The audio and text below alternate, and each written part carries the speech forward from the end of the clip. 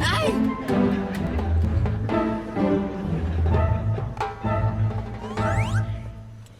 Ano, halika na?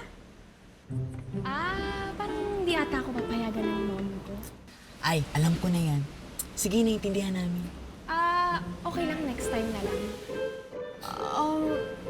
Sige, pwede naman. Yun, sige. Yan, ingat kayo Bye!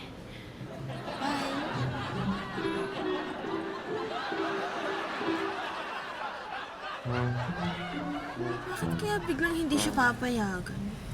Naku, girl, obvious naman kung bakit, di ba? Hindi ko alam. Bakit? Eh, ano pa nga ba?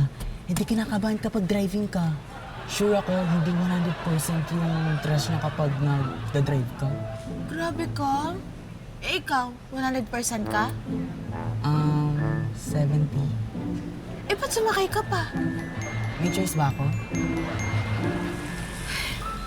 Tara na nga.